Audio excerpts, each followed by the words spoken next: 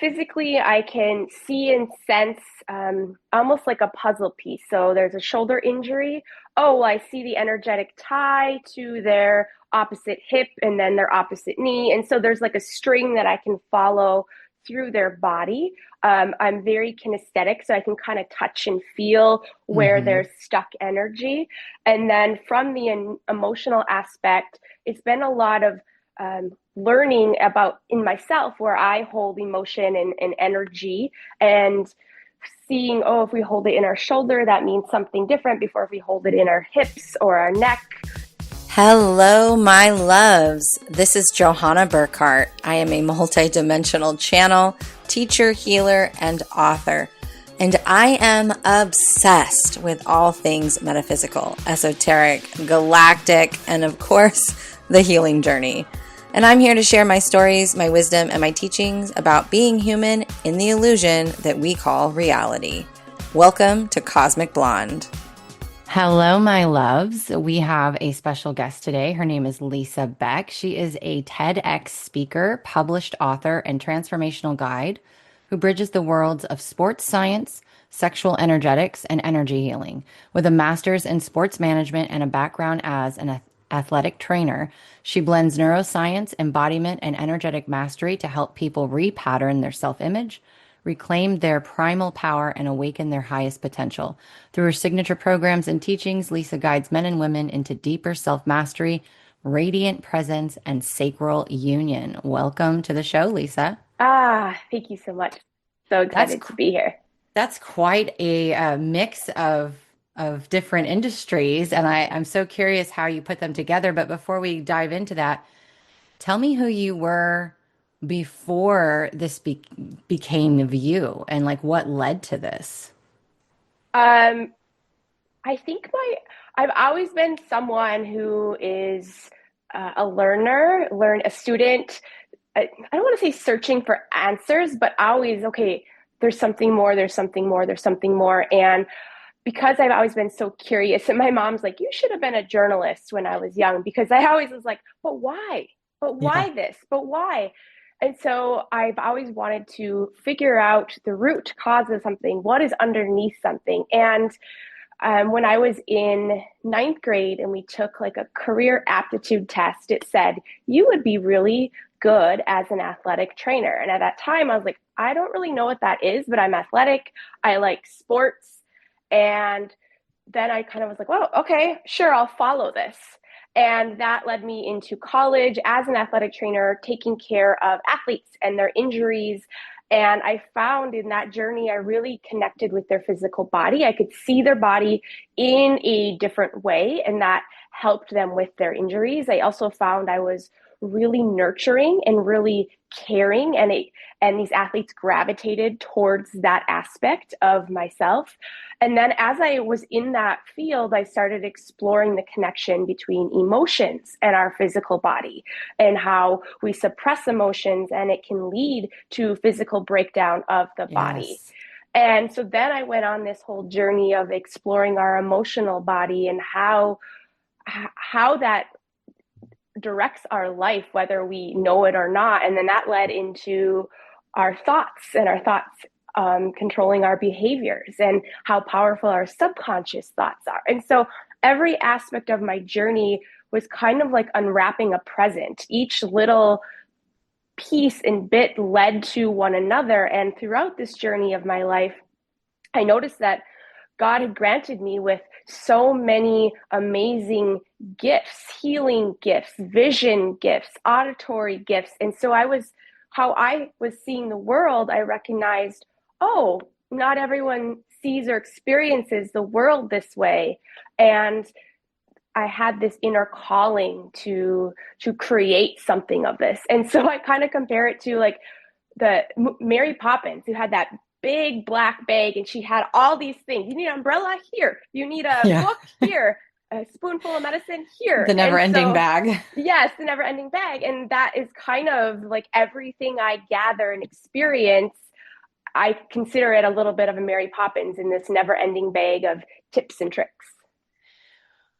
Did you always have what I call clairs or extrasensory abilities your whole life where you could see, sense, hear, and feel spirit? Or was there a moment that those really became apparent to you? Yeah, great question. I think like most people, I had them when I was young, Yeah, didn't know. They were just a right. part of me, didn't know anything else. And then I think it was right around 8 years old where I shut them down because I got this sense that I was just too much. Yes. The surrounding environment didn't know how to handle at that time all this light. And and so I'm like, oh, I'm too much, so I'm gonna shut everything down and then just move forward with my life. And then as they kind of gradually started coming back on, kind of like a slow tide that eases its way into shore. So I can't say there was like one day or something tragic that happened where it just was like boom. It was slowly, gradually over time, and then each clair kind of slowly started to develop on its own. Well, aren't you lucky? I know. I truly Well, feel lucky. how my gifts were open as a child too, and I shut them down around the same age, but I'll tell you what, they came in like a wrecking ball for me. They did not come in slow and gentle, and most people they don't. So God bless you. You are lucky for that. But Yes. um when you say that you could see, like when you were talking about how you could see their body and their energetic body and like what was Hmm. wrong with them, how does that look for you? Like how do you see their imbalances or injuries or whatever may be going on? Yeah. A couple different ways. So physically, I can see and sense almost like a puzzle piece. So there's a shoulder injury. Oh, I see the energetic tie to their opposite hip and then their opposite knee. And so there's like a string that I can follow through their body. I'm very kinesthetic, so I can kind of touch and feel where Hmm. there's stuck energy. And then from the emotional aspect, it's been a lot of learning about in myself where I hold emotion and energy and seeing, oh, if we hold it in our shoulder, that means something different before if we hold it in our hips or our neck. And so understanding that aspect of injury from an energetic and emotional standpoint, and then also really understanding the dynamics of masculine energy and feminine energy and how they flow within our body, Yeah. and knowing, okay, if there's a block in energy or an injury on a certain part of the body, that tells its own story. And so for me, I'm also an author, so I love story. I love creating story, and it kind of unfolds itself like a story. Yeah. Are you able to help them get to the root cause, which we always know is energetic, Mm-hmm. and probably has some type of emotional storage happening? Or do you just help them with the like energy healer would, helping to move the energy and rehabbing the actual pain? Pain. Um, yes, and it kind of depends on the person, on Okay. where they're at, because Very true. sometimes if you like, I can see the root story, the root cause. Sometimes they may not be ready to hear that, and I've Yeah. learned from experience where I'm like, oh, this is the root cause of your pain or your emotional pain, your physical pain, and they're not ready to hold that, and then it's being lashed back at me. And Right. so it really depends on the person. Sometimes it's just, okay, let's help heal this physical injury so you can feel better within your body. Sometimes it's exploring a little bit more. So I kind of let them guide me based on where they are at in their consciousness level, where they are at in their receptivity, how well they are able to receive truth. Yes. You would think though that, I mean, if you're just doing the energetic part of that, then it would 9 times out of 10, if they don't heal the root, it comes back. So Yes, do you end up seeing those people return to you over and over again? Or, yes, yeah, yeah. yeah. Yep. It's like peeling an onion, like slowly, and then you can start diving in a little bit deeper and Yeah. diving in a little bit deeper. That's what I was going to ask. Once you start doing that, does it help them to get more curious about why it's returning and Yeah. that might lead them more in closer to that root? Yes. Yep. Because I can start showing them proof of pattern, and a pattern Yes. always shows us our behavior, it always leads somewhere. And Yeah. so being able to say, hey, look at this pattern that you and I have seen together over time. And then that kind of for them is like, oh, yeah, there's something more here. So what happens once you find the energetic root? Do you help them work through that as well, or are you just working on the energetic and physical aspect? No, we can help them work on the root as well. And it can depend on the person. Sometimes I refer them off to someone else who may be better suited for what that root cause would be. But Yeah. for the most part, what it usually comes down to is fear, Hmm. unworthiness. Those are probably the two most common. Disconnection, disconnection from their body. And so we can, and I can also see, okay, this is something that's been in your lineage. So this is ancestral, and you are here to break the chain of that ancestral pain or lack mindset, whatever it may be. Or this is a past life experience that you are reliving. So let's close that past life and bring everything into the now. And so that we kind of go deep into that layer of healing. And sometimes that's not fixed in just like one time together. We need the mind to catch up with the body and the consciousness. And so it can take a few different times. Yeah. I actually experienced having what we would call a past life, even though they're all happening at the same time, Mm-hmm. but um, injury show up. I don't even know if I want to call it an injury. And what I noticed is if I'm, and what I've guided my clients to is if you're experiencing something that you've also experienced in another life, that's when the crossover can happen. And it's like I had a trigger of being persecuted Mm, in my life. And I remember at the time I was married then, and we were sitting in bed watching a show before we went to sleep. And my husband started freaking out. And I was like, what? And I had burns on both sides of my neck slowly coming on, mm. as if I was being burned in the moment. And they stayed for about 3 weeks. Wow. And because obviously I can communicate and I was able to intuitively understand what was happening, I was able to heal the persecution wound. And as I did, those burns started to slowly dissolve. Mm. But talk about weird walking around for 3 weeks with burns on your neck that you can't really tell people about because they're going to Yeah. think you're crazy. Yes, absolutely. Wow. I've never heard of an experience like that before. That's wild. Yeah, and that's why I always tell people if this stuff comes up because I was like, I've heard of birthmarks or, where you Hmm. were shot or stabbed or something or, like a physical injury like that. But watching my burns come on and we photographed them because there was no way like anybody would Wow. ever believe that, that would Yeah. happen. But I'm Yeah. curious, have you found a pattern? I know like Louise Hay is famous for Hmm. this, but have you found a pattern of what for your dictionary of where certain emotions tend to store and what would be the top ones you think that people should know about? Mm. Yes. The thing that's coming up for me right now is for women, how our womb area is a holding tank, right? We nurture and create life in this space. So not only does it hold a growing fetus, it holds everything. It is a universe unto itself. And so we can hold emotions in there, our own emotions, people who we've had intimacy, sexual experiences with. We can hold their experiences and their emotions. Ancestrally can be passed down from mother to child through the lineage. We can hold that in our womb space. And we have an epidemic right now of women with really painful menstrual cycles, with having hysterectomies or PCOS or any other condition that affects the womb area.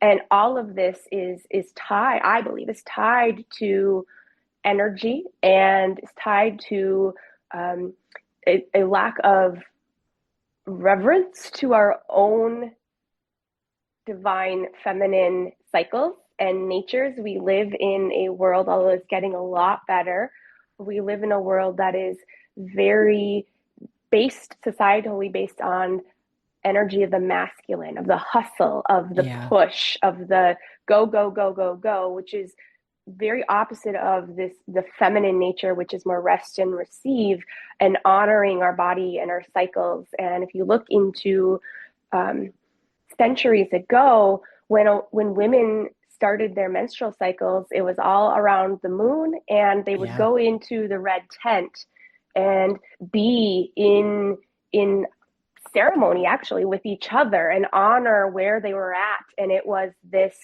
welcome time of the month, and everyone knew, the men and the women and the children of the tribes, they knew this was sacred time. Yes.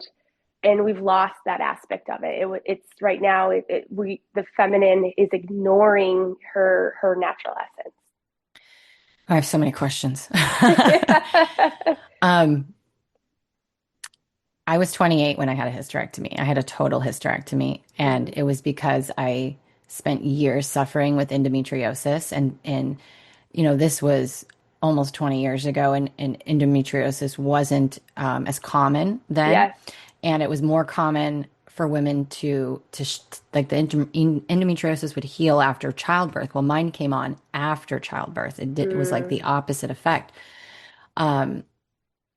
And I today regret with everything in me having a hysterectomy mm-hmm. because I know what that represents and what I could have healed to in order to keep my organs, right? And it's caused its own chain reaction of things. What happens, in your opinion, when a woman has a hysterectomy and no longer has those organs? Yeah, great question. We we energetically disconnect a part of our feminine nature. These organs that are designed to provide the hormones that give life. And we disconnect ourselves from it, so we become less embodied instead of more embodied and in tune with the cycles and the flow of our body. Doesn't Yeah. mean it's lost forever, right? Like we can, I think this is a big problem that we have as society is we're very disembodied, men and women. Hmm. And one way that I work with my clients when they're feeling emotions come up or pain come up is to sit with that emotion and talk to it. Okay, Hmm. anger is coming up. Okay, anger, where are you located in my body? Yes. Anger tends to be in the liver. So for the most part, it's usually in the liver. Okay, anger, I see you, I witness you, I'm here for you. What do you want to show me? What do you want to tell me? And then let it reveal itself to you. Sometimes people journal it out, sometimes people have thoughts or hear things in their head, but you have to create the space in order for you to receive that information. And so for me, the anger led to another part of my body, which was fear, and that led to another part of my body. So I was able to see where these trapped emotions, where this trapped energy is residing in my body, and then ask what it needs to be cleared. And Yeah. I like to treat them almost like they're what's that movie? It might be a Pixar or a Disney movie, Inside Out, where the Yeah. emotions are little I people. love that movie. Yeah. So I kind of do that for myself. And so I'm like, anger, what do you need right now? And he's like, rest. I just need rest. Okay, I'm here. Yeah. When you want to talk, when you want to come up again, we can explore that. But it's almost like a little child. It just needs nurturing, it needs loving, it needs witnessing, Yeah. It needs to be seen and heard. it needs to be seen and heard. Yep. Just like any person, right? That's all we Yes. want is to be seen and heard. And Yep. I love that. I teach the same thing. Like it's always I always tell people as soon as it comes up, like recognize it and ask where does this live in my body? Mm-hmm. Because then oftentimes you feel the sensation in your body without necessarily expressing an emotion or having something come up. Your body's alerting you. So if you know where it is in your body and you feel that, that's automatically going to trigger you. Okay, there's something here. I need to create the Yes. space to feel it. Um, is that your way of saying, like, when you were saying that for someone who and all the women who have had hysterectomies, is that the process that you would recommend to help them reconnect to their femininity? Because I think it's ironic that you said that because I know that I'm here to heal my divine feminine. Like I've known Mm-hmm. that for a long time. It's been a Mm-hmm. long road for me. But I'm curious if that's the answer. Is that the way that you would reconnect them?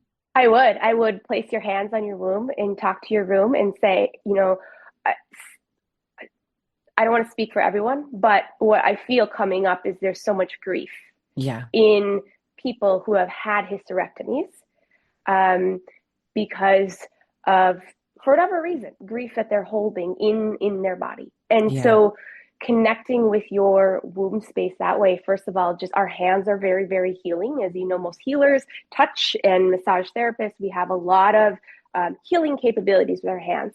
So placing, like you would if you were pregnant and you see people placing their hands on their belly and touching it, it's because love radiates, frequency radiates through our hands. And so doing that to ourselves and just sitting with your hands on your belly, on your womb space, and just breathing, connecting with your breath, breathing life into the belly, into the womb space, Yeah. speaking forgiveness. Is it the Ho'oponopono prayer? Ho'oponopono. Yeah. Yes, yep, that prayer, speaking that into it. And then get into sensual flow. And so, what I mean by that is put on some music that makes you just want to move your arms and your hips and channeling energy through your body, because the feminine is of the body. The more Yes. we can connect and be with our body, the better. And so, it's a great ritual or practice to do for 5 to 10 minutes every morning, is just asking our body, what do you desire? What do you need from me today?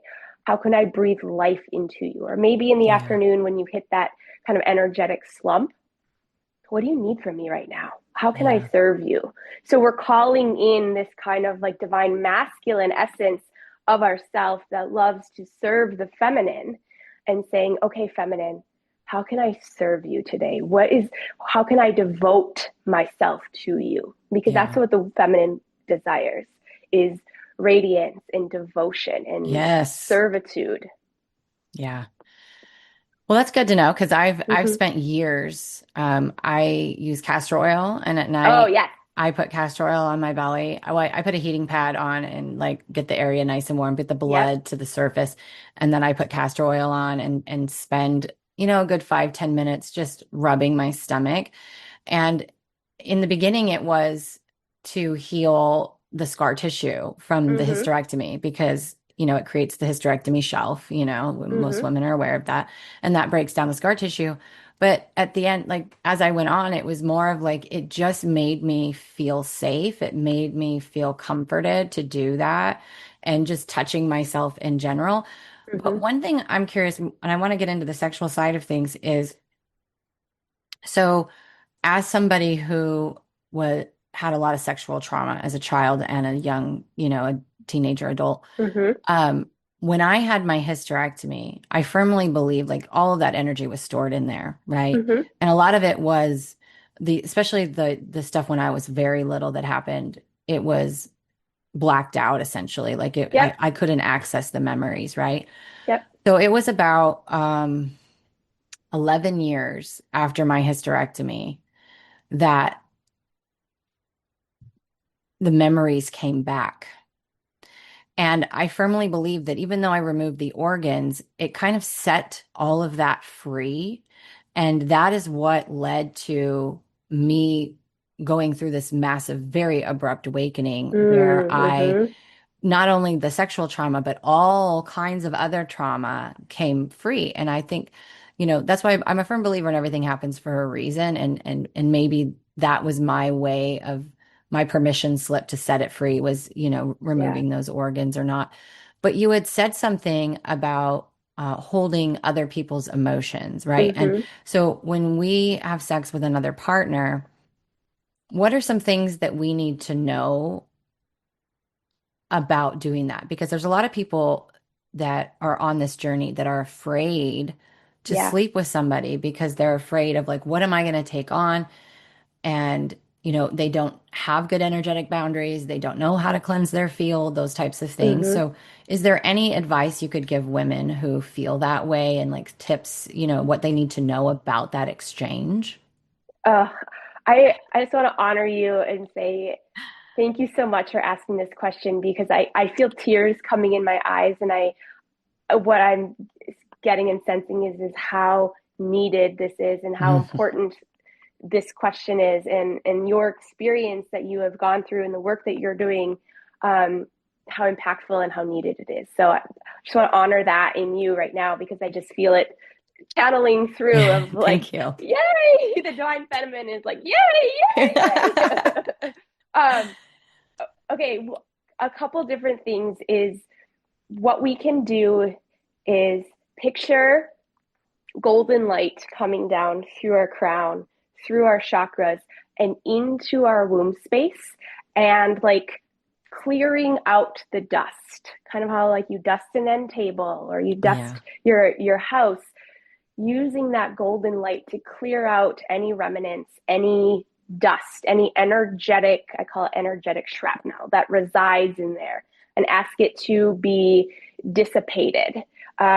One thing I love to do is when I drink my water, I bless my water and I speak intentions to it. And may every molecule of water be filled with love and healing properties. And so then the intention is every time I take a sip, I imagine that water going into every cell of my body and purifying it. We can also have the conversations with people we are going to be intimate with and know and understand their past and not be and know how sacred your vessel is as a woman, your body is, and being very sure on who you want to allow inside of you, because that is like a divine right for someone to enter into your temple.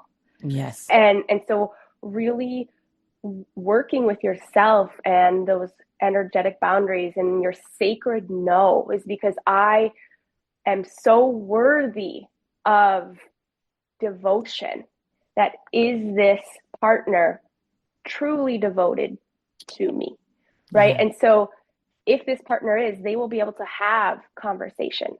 They will be able to, have yourself checked out sexually. Are you carrying any, I believe, sexual diseases and STIs and STDs are because of lower frequencies, lower vibrational Yes. experiences. And so the more you work on yourself, the more your partner works on their self, the more pure your energies will be Yeah. for each other. I love that. And I'll tell you from personal experience, when it's not the right partner, my body has a Yes. very adverse reaction. Yes. So I never had UTIs or any other kind of issues like that. And then I had two experiences where afterwards I immediate UTI, immediate pain, immediate. Mm-hmm. In fact, I can't believe I'm going to say this, but I have to just because my audience knows I don't hold back on anything. But so I was dating this guy for a couple of months and we had took some time off and we got back together and obviously, we slept together and the next day I was like, what is going on down there? Like something's not right. So within 3 days, I'm in the doctor's office and he goes, let me see your phone. I was like, that's a weird statement when you're between my legs, you know? Mm-hmm. He's like, your vagina is so angry and I need you to see this. And he like zoomed in and sends me this picture or gives me the picture on my phone. And I was like, he's like, it was, it was the weirdest experience I've ever had with a gynecologist. But he's like, it is so inflamed and so angry, but there was no real reason for it. Like, he's like, I don't see you have in that moment. He's like, I don't see you have a UTI. I don't, there's nothing Yeah. wrong. It's just your vagina is very angry right now. And I was like, all right, well, I guess that ends that relationship. We're not doing that. Yeah. But the thing is he was a very angry man. Yeah. He was a Yeah. very like, and you wouldn't know it until you hit certain topics, but he just had so much anger and rage in him. And it just reminded me of like, you hear the stories of Mary Magdalene and how they, they had what looked like orgies, but really they were just temples and the women would take on the pain and heal it for the man. And I was like, Mm-hmm. I don't, I don't want to Mm-hmm. heal this for him. Like, Yes, I don't want to yes. do that. Like, this isn't the one. He's not my long-term person. And so I ended up ending it, but it just kind of fit with what you were talking about. And it took like a good week for that and of energy work and, herbs and things to really Hmm. reset everything. But I was like, wow, like it was almost immediate that had happened because I am such a healer. I Yeah. do choose when to take things on, but in that moment I didn't have good boundaries. I wasn't in the right space before going into it.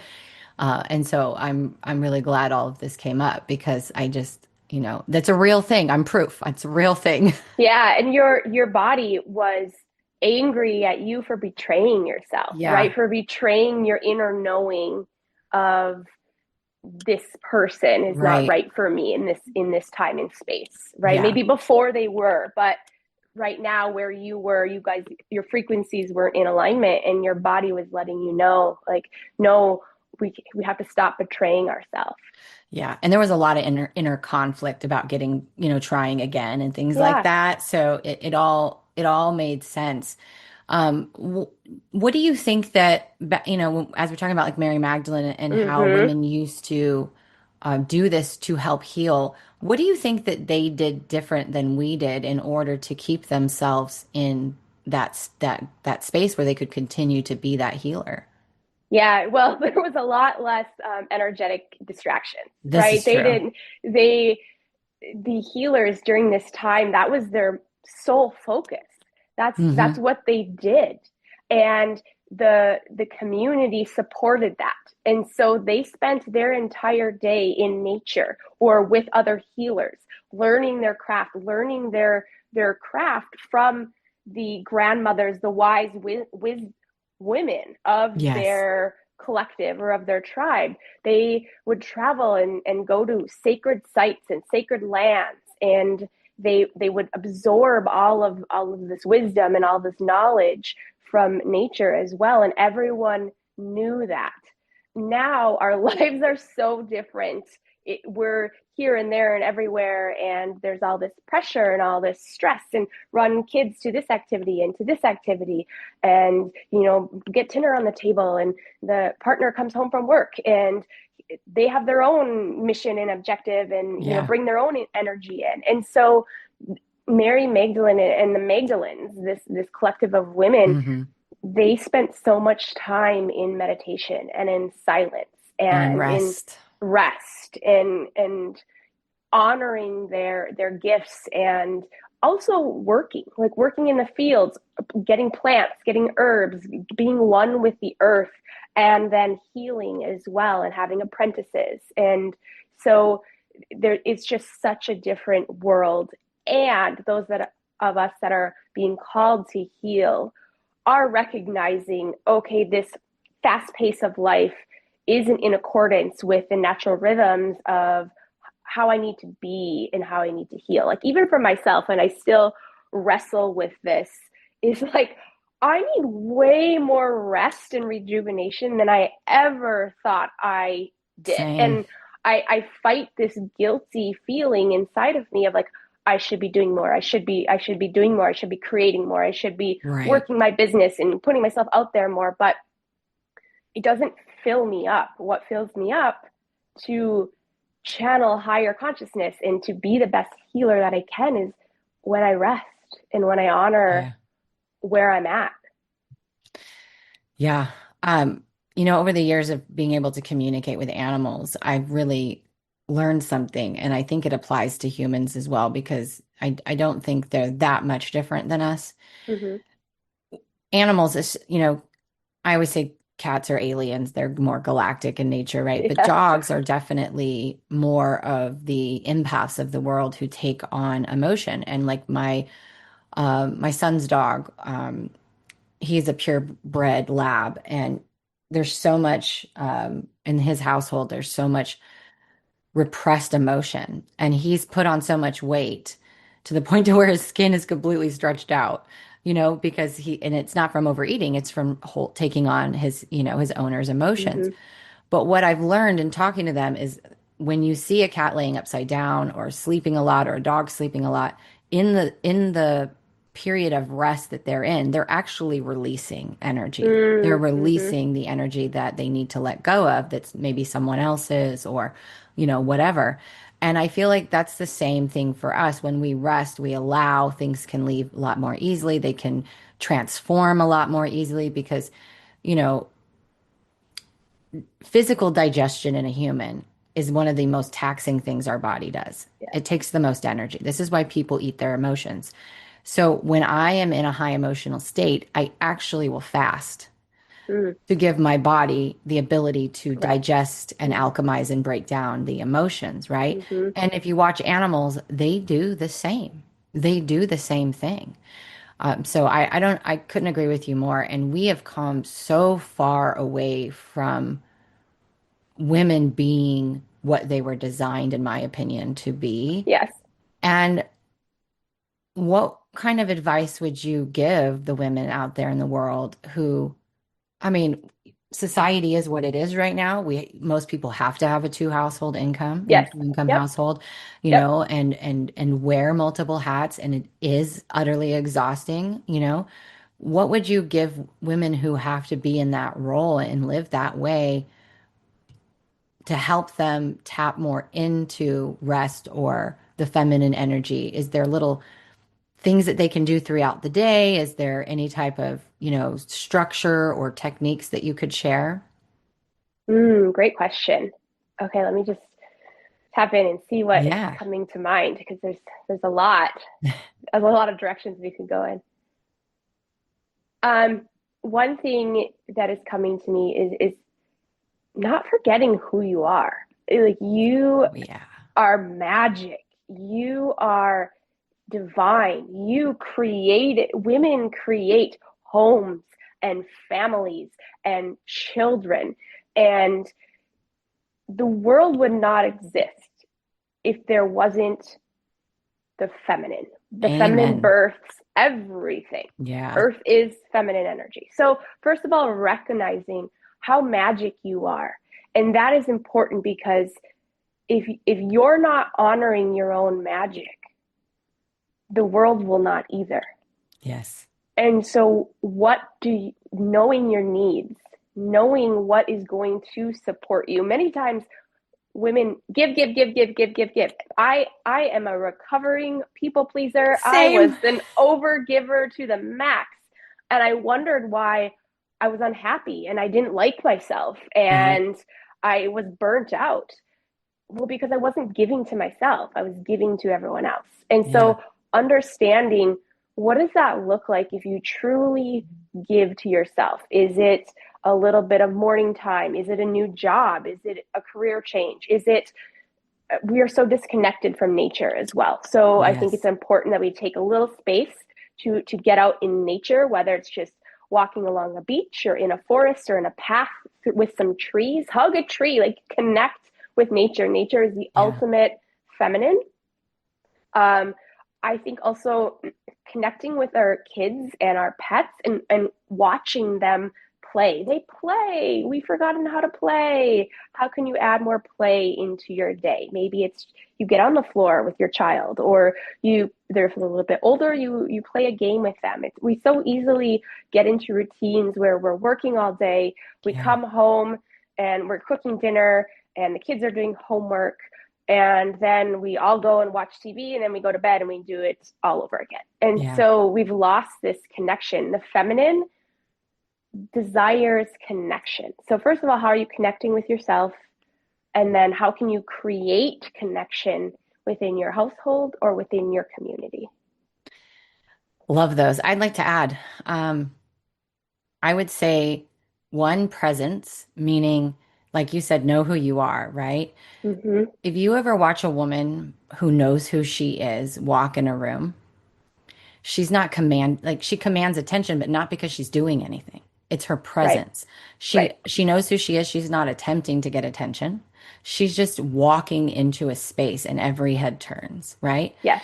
And when you are at that level, you're holding all of your energy. When you are trying to get attention, your energy is leaking because you're out here going, "Who come look at me, come see me, come notice me, come choose me," right? So I would say when you remember that you're magic, when you know who you are, you hold your energy. And that is going to command it on its own. You won't need to do anything extra. There won't be any extra exertion that's needed, right? You will have people falling at your feet Yes. to help you, to Yes. serve you, because you radiate queen energy. Yeah. And the queen has people around her to do the things for her. Yes. Absolutely. And the Hmm. second thing that I know I've done for myself is you can make your everyday activities more fun, more playful.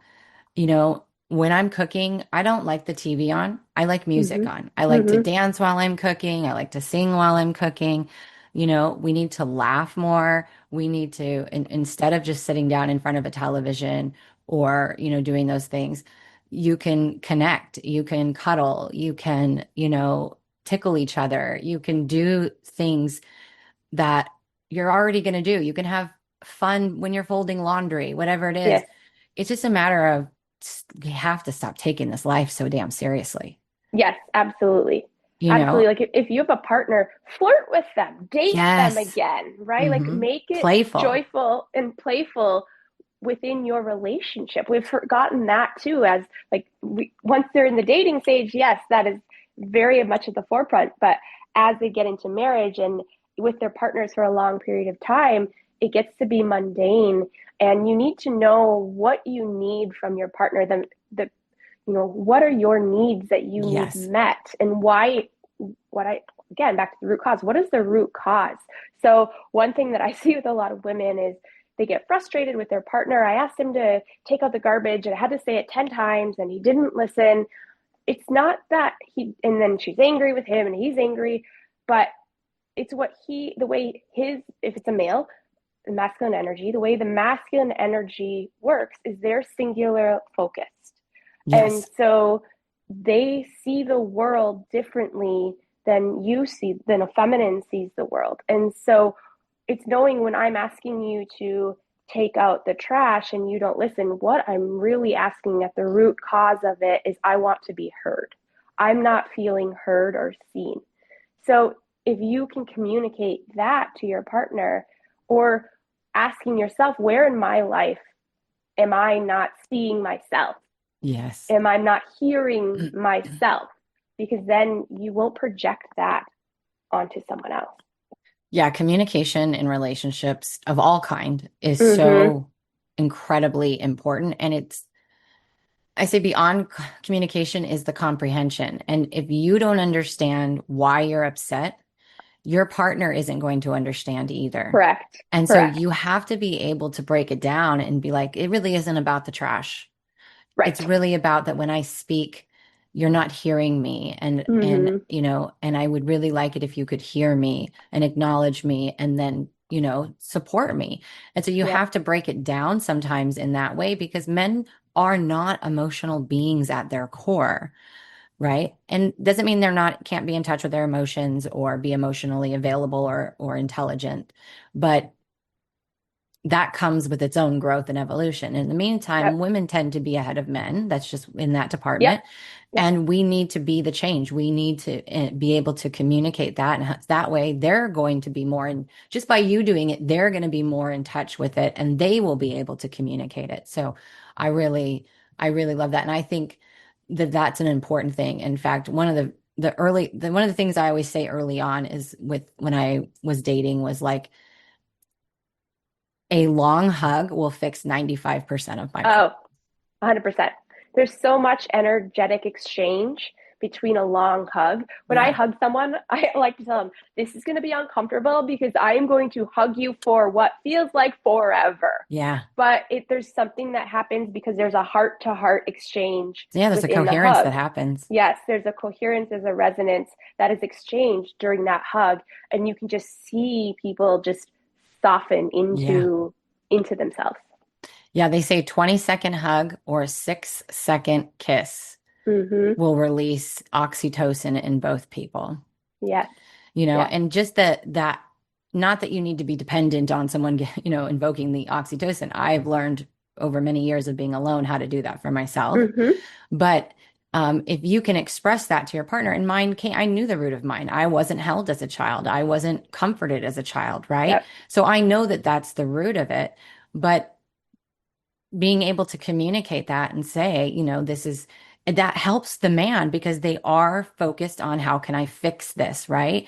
When it's Hmm. like, you can't fix my problem, but you can make it easier for me by doing this. And in Yes. that way, you are helping me to fix it, right? But Yes. again, if you're not in touch with your own body, with your own emotions, what the root of your things are, it's going to be extremely difficult. And I know because I've been married a few times and for years, struggled with being able to do that, And Yes. once I figured it out, everything changed. Not only was I able to start figuring out how to meet my own needs, but because I was able to figure out how to meet my own needs, I could communicate what those needs were to someone else and allow them the opportunity to receive and meet my needs. Because that's Yes. the other thing that we hadn't talked about was, you know, women tend to, because we've kind of gone into this era of where women are more in their masculine and running that alpha energy, right? Yep. We forgot how to receive. Oh, yes. Big time. Big time. I even know for myself, it's been such a long journey on learning how to receive. And I know exactly where mine started. Mine started I was a child in the 80s and 90s when it was women and girls can do anything men can do. Yeah. And so I was like, oh, great, I can be the president. I can do all these things that I knew internally. Well, I don't really want to be the president, but I know I'm supposed to say that because that's what girls can do anything. We can hold the top positions in power. And that is great. And I was ignoring parts of myself that was like, no, well, I kind of want to be taken care of. But I developed this hyper independence. And what the story I created in my mind is that if I ask for help, if I receive, particularly from the masculine, I will be a burden. They Yes. have to take care of me. I don't want to be a burden. I want to be an equal, Yeah. right?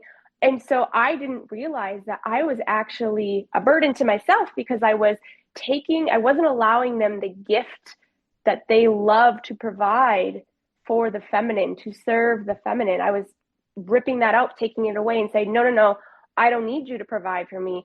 I Right. got me. I can do it. I'm independent. And Right. it wasn't until I created that shift, recognized it in myself, and then created that shift and said, okay, can you receive? First, I started with compliments and words of affirmation. And then it was Yeah. smaller things like, yes, you can buy me a coffee or you can buy me a dinner. And then it was, oh, I need help fixing this thing. Can do this thing for me? And calling on these men that I trusted or partners and allowing them to provide for me. And Yeah. it was a really hard process for me. And I'm still continually learning that. Yeah, me too. Because then I started the same way as you. Is I used to Mm-hmm. deflect when I'd get comments, and I Mm-hmm. would say, "Oh, whatever," I would downplay it, and I just stopped doing that, and I just said thank you. Like I just Yes. ended it with thank you. I didn't add anything, and I kind of built on from there. And I'm moving from Houston back to San Diego, where I was born, right? And the strong, independent woman in me is like, Yes. I can, I was a nomad for 2.5 years. I've moved myself several times. I was like, I can do this by myself. I'll figure it out. I'll load my car up and I don't know, I'll make it happen. And my partner's like, I'm gonna drive out there and get a tow dolly, tow your car, load everything up, and take you. And I fought it, Yeah. Yep. and it was only because that felt to me such a big thing to receive, Yes. and I hadn't received something that big before. And so like I said yes, but then I kept going back, oh, I think I can do it. And he's like, I knew you were going to do this, you know?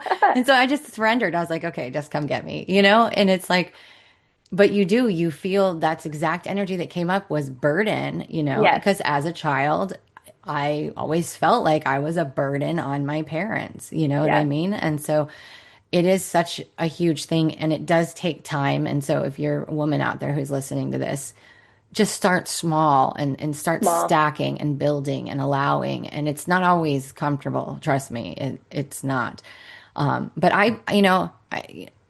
I'm joking when I say this, but kind of not at the same time. I blame the women of the late 60s, early Oh, 70s who were wanting a to burn hundred their percent, bras. I'm like, a hundred I would have percent. been just fine as Yeah, a 50s wife at home, yeah, taking care of everybody. Like, I'm the cosmic mother. Like, I have so much water in my chart. Like, I just yeah, want to nurture everybody. I want to cook and do all the things and, yeah. support everybody. I was like, I didn't sign up for this shit. Yeah. I kind of compare it to the story of Goldilocks, right? So we were in the 40s and 50s. Oh, that's too hot. Women did not have a lot of empowerment or Yeah. power. And then they were swung the other way. Oh, no, that's too cold. And then it was the 60s and 70s when they're burning their bras. No, female empowerment. You can Yeah. do anything. You can be anything. We're equal as men. And then now we're kind of like, oh, that's not quite right either, and we're trying to find the middle porridge, and we're Yeah. getting there, but it's a slow process to undo the programs that society has taught us. Even for Yep. me, just the other day, I went out to lunch with a male friend, and he's like, oh, Lisa, I really appreciate your time and your energy, and I always have so much fun, and you pull out this joy in me when we're together. And I just had to sit with that, and I said, that's really hard for me to receive, but I'm receiving that. The fact that just by being in someone's presence, that's enough, Yeah. right? Like I don't have to do anything to earn him to buy me lunch. That Yeah. just by me being here Yeah. is enough. Yeah. Well, and where it's interesting because when we were talking about the whole presence thing, my whole life, I would walk into a room and I would command the attention, right? And I never understood why everybody was always asking me what I had wanted to say or needed to say or had to say or why I got all the attention. And it created a lot of jealousy. It created a lot of, envy and judgment. And when you are in a developmental stage of your life, right? Mm-hmm. When you're a young child, you're a teenager, you start to see that presence as a bad thing. And then we start to diminish and lower our light and withdraw into ourselves. And then as we go through these process, we realize, oh shit, I was supposed to be that way the whole time. Yeah. It's not about anything else. And so, that's now, I do the exact opposite. I used to, when I was a nomad, I would stay at a friend's house, for a couple of weeks and visit or whatever. And I would always say, my light sheds on a lot of things. Mm-hmm. It's bright and I'm not going to dim it, but I'm letting you know that if there's things that you haven't seen, you're going to see them while Oh, I'm yes. here. And I don't do it to scare them. I do it so that they're aware of when things show up. I'm not doing anything. I'm just Right. turning a flashlight on to something that they might not have seen that's been always there. And without fail, every time there's things that happen, But the fact is now I just own it and I just walk with it. And, I know it's not malicious. I know that I'm not doing anything. It's just a matter of, hey, I'm just not going to dim my light to not disturb you anymore. I'm going to disturb you. And it's not intentional, but it is intentional. Right. Oh, sister, we are speaking the same language. I call myself a catalyst because Hmm. I will walk in the room or have a conversation with someone, just ask a question, and it will ignite a fire unlike Yeah. anything else. And I'm like, whoa, didn't mean anything by that. It was just a thought that came in that I expressed, and it was very triggering for some people. Yes. And, so I've learned that I'm a catalyst. You're going to Yeah. either ignite into your highest potential, or you're going to ignite and experience some things that you have not taken a look at yet. And Yes. that is my role. Yeah. And there, there's nothing, there's no need to take it personal. I used to take it Right. personal Right. and, oh my God, I'm doing something wrong. It's me, shame, guilt comes up. And now I just, through all the process of my own self-healing and recognizing it, I just know that like, this is their reaction, Mm-hmm. right? It's what's coming up for them that they're having a hard time handling and processing. It has Mm-hmm. nothing to do with me. I'm not, I didn't do anything Yep. wrong. There's no shame or guilt. And I just feel like it was important to add this in because, I know just from my own community, how many women dim their light still Yes. today Yes. to avoid rocking the boat or having conflict. And it's like, you don't have to engage in conflict. You just have to be you. Let them work their stuff out, Yeah. let them walk their path.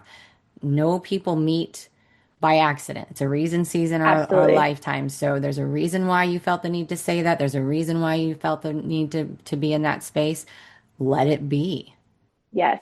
I also want to add to this because it's on the same frequency is I also learned at a very young age I have a lot of sexual energy Yeah. and that can attract a lot of attention. Yes. And I found that, oh, wow, this is a lot of power. Yes. And so there definitely were stages that I went through where I used that power not for good and it was manipulative and it's like, oh, I can get what I want from you. I Yeah. can just sway my hips a little bit and da da da. and and then I also, wow, with power comes great responsibility. Yeah. And so learning what this sexual energy is and how to cultivate it and how to use it for good in creation of whatever I want to create in my life, not just Yeah. in intercourse.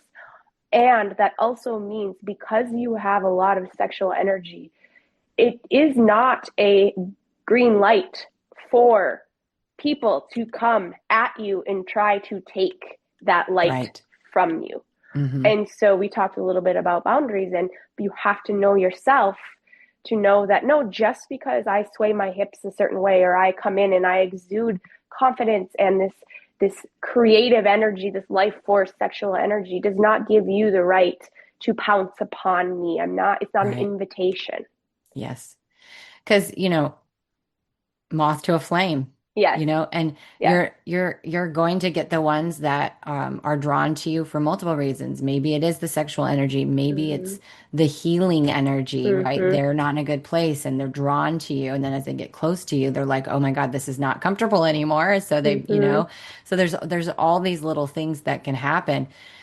The other thing that I want to ask you about when we're talking about the sexual energy is how, at least in the United States, how we have shamed women's bodies and how we dress, and you go over to across the pond and they still have topless beaches and they Mm-hmm. still appreciate the body and it's not a shameful thing.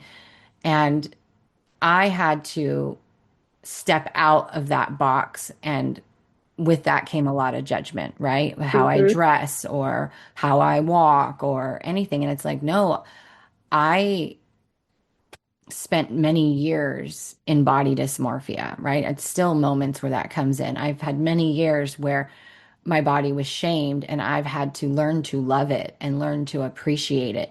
And so if I want to wear something that's a little bit more revealing, or if I want to wear something that's a little bit more fitting or whatever, it's because I love my body. It has Yeah. nothing to do with getting attention. But of course, it does get attention, right? Mm-hmm. But again, you have to have those boundaries. But do you have anything that you'd like to add on that level of just the amount of shame that women Uh, experience with their bodies today because of this society that we're in now? yeah. We talked a little bit about before of like how magnificent and radiant women are and how big of a light that we shine. And the feminine is very, very powerful when she is embodied and when she recognizes her own beauty and her own power. And so, because of that, forces that be, society purposely tries to dim that, to keep Yes. women small because they are so powerful, because they know a family unit is very, very, very powerful. And part of the backbone of the family, many times, keeping it together is the feminine because of her Yeah. nurturing and her loving and her mothering in the healthy way. And so society has created this shame and this guilt and this concept of a whore and the way you dress or move your body represents something else. And so we have to remember that that doesn't necessarily represent who we are. That's what Yeah. we've been told. That is Yes. what we have been programmed to believe. It's a And so choice to continue that. yes, yes. And so the more, again, it goes back to what we keep telling talking about is the more you do the inner work, the more you work on yourself, the more you overcome all of those limiting beliefs or all of the programming that keeps us small, the more you choose to dim your light. And it's also recognizing, I want to say a time and a place, but like when you are feeling good and feeling confident, that's when you go out and you move your body and you Yeah. take your stuff. But if you're feeling a day when you're like sad and, you know, a little bit down or don't have your full radiance, you can still wear what you want to wear and dress how you want to dress, but you may be triggered a little bit more easily Yeah. when you're in that frequency or in that emotional state. So Yeah. also be aware of your outside world Presence. as well. You're Yes, in. yeah, Yeah. yeah, yeah, Yeah. So within, so without, right? yes, Everything's just exactly. mirroring back to you Yes, exactly, what is inside of you. And that's something that's never ever going to change. It's right. universal law. Yep. I mentioned in your bio, your intro, that you help people repattern. How do you do that? Read pattern. How do I do that? Um, Like figure out, see their patterns and repattern yeah. themselves. Yep. Asking a lot of questions and saying, well, why did you make this decision? Blah, blah, blah, blah. Okay, why did you make that decision? Blah, blah, blah. And then kind of saying, oh, you complained about, this is just coming in because this was a conversation I had recently, but oh, you have a lot of chaos at work with employees. Okay. You have a lot of chaos in your relationship. Okay. You had a lot of chaos in previous relationship. You had a lot of chaos in the previous relationship.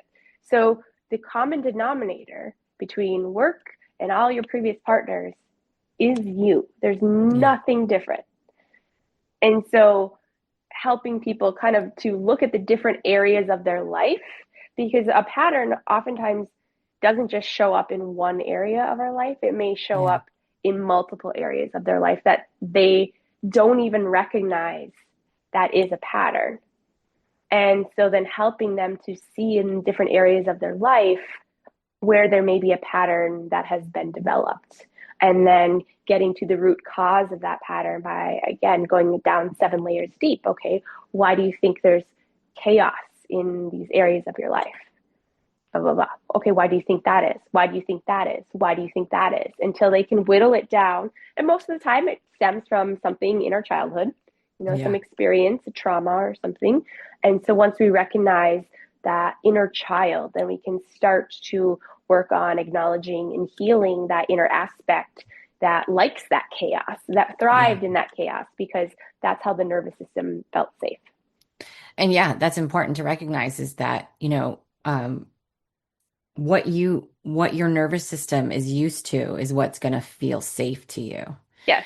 And you have to experience something different, and you might enter into a safe, healthy relationship and it feels so triggering to you because your nervous system's like, I don't know how to work with this. I don't know how to do this. And that was my life, was like Mm-hmm. all I knew was chaos. And so Mm-hmm. that gave me the roller coaster effect of, feast and famine, highs and lows. And I noticed I was like, there was a time when I thrived in the roller coaster.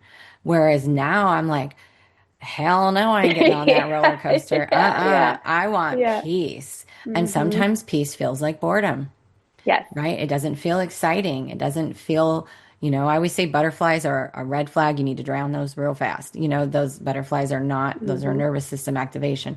But it's just like now I don't want that anymore. And I attribute that to breaking the cycle and saying, like, Yes. I could sense when something was beginning to be a roller coaster. And I was like, nope, getting off. Yeah. I'm not even going to continue it. So, even if you feel yourself going into a pattern, you can always get off the pattern right then. You You can don't choose have to play. differently. Yeah, you don't have Yeah. to play it out. There are times that I did play it out because there was something I needed to learn and I knew it. Absolutely.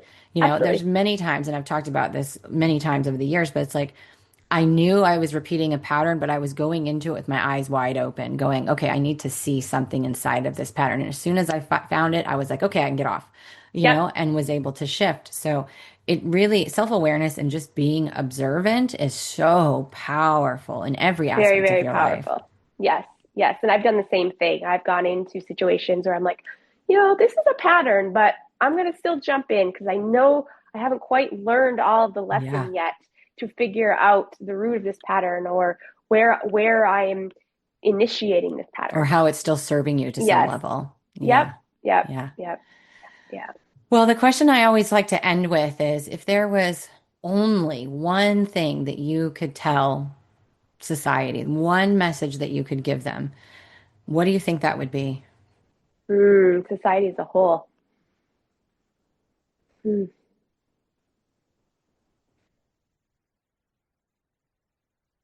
It's time that we live a new love story.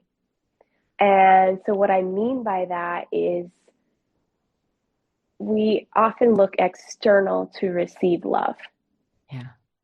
And it's time that we start really falling in love with ourselves. And I don't mean self-love, it's a big theme, but really devotion and reverence for ourselves. And if you were fully devoted to living your highest truth, to your best life, what would that look like? Yeah. Would it include the life you're living today? Would it include the people that you surround yourself with? Would it Right. include the food choices that you're making or the workouts that you're doing or not doing or the habits that you have? If you were in Yeah. full devotion to your highest potential, what would that look like for your life to create the Yeah. life that you desire? I love that. That's perfect. Yeah. Well, Yeah. let everybody know where they can find you, the name of your book, and where they can find that. Yes, my book is called An Infinite Love, and you can find everything on my website, which is iamlisabeck.com, or I'm also a lot on Instagram, and it's just at iamlisabeck on Perfect. Instagram. And we'll Yeah. have all of that linked in the description box below, so you can just go in there and click on it very easily. It has been such a pleasure to talk to you. I feel like I could ask you a million questions for another 2 hours. So, maybe we'll have you back another time and talk some more. But it's been such a pleasure to have you. Thank you so much for being here. I'm such an honor. I'm so honored. It is such an honor, and I can't wait to see what your audience takes away from this Yeah. podcast episode. Yeah. So let us know. Let us know Yes, your takeaways. Let us know your aha moments. And that way, we can expand more on, or if you have questions even, we can expand yes, more on different topics. yes, All right. absolutely. All right, you guys, I will see you in the next episode. Hey, thanks for listening. This episode was brought to you by johannaburkhardt.com, where it's time to defy the limits of your mind and step into your multidimensional mastery. Don't forget to subscribe so that you never miss an episode. See you next time.